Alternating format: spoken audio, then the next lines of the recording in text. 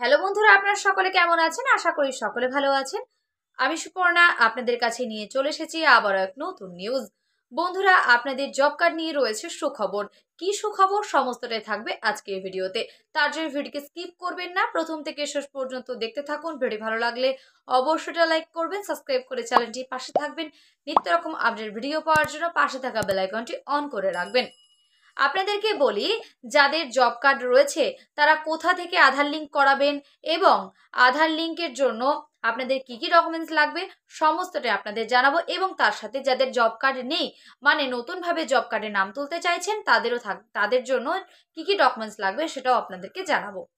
বলে রাখি, যাদের ডকুমেন্টস মানে জব কার্ড রয়েছে তাদের ডকুমেন্টসের মধ্যে লাগবে জব কার্ডের জেরক্স, আধার কার্ডের জেরক্স এবং আপনাদের সক্রিয় মোবাইল নম্বর।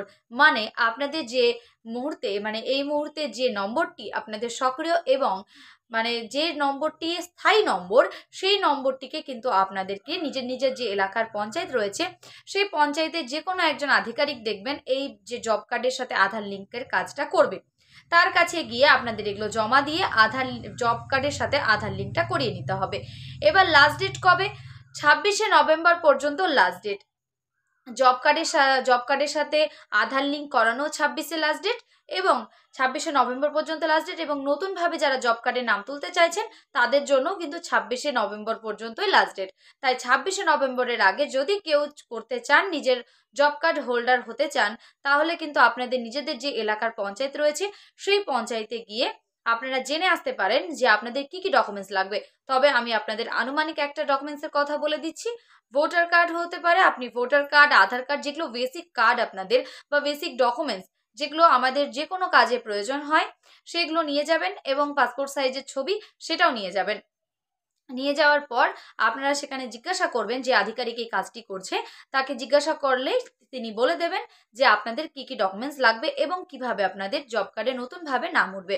এবার বলি, যাদের জব কার্ড রয়েছে তাদের তো আমি আগেও বললাম, আবারও বলছি, আধার কার্ডের সাথে জব কার্ডকে লিঙ্ক করাতে হবে এবং তার সাথে মোবাইল নম্বর।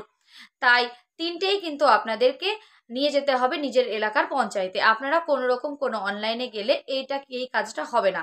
একমাত্র পঞ্চায়েত আধিকারিকরাই পারবে আপনাদের জব কার্ডের সাথে অনলাইন আধার কার্ডের এবং মোবাইল নম্বরের লিঙ্ক করিয়ে দিতে।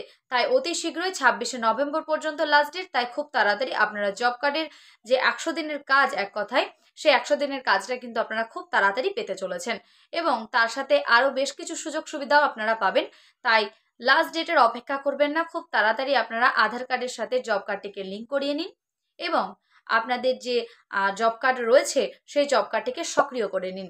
যদি জব কার্ড মানে 26শে নভেম্বর পর্যন্ত ওয়েট করে থাকেন বা কোনো রকম কোনো সার্ভারের কোনো সমস্যা থাকে, পরবর্তীতে যদি আপনাদের আধার কার্ডের সাথে জব কার্ড মোবাইল নম্বর লিঙ্ক না হয়, সেক্ষেত্রে কিন্তু জব কার্ডটি বাতিল হয়ে যাবে। সমস্তটাই আমি আপনাদেরকে জানালাম আজকে এই ভিডিওতে। আশা করি কারো কোনো রকম বুঝতে কোনো সমস্যা নেই।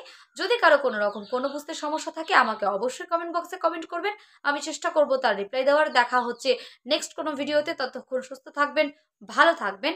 আজকে এই পর্যন্তই।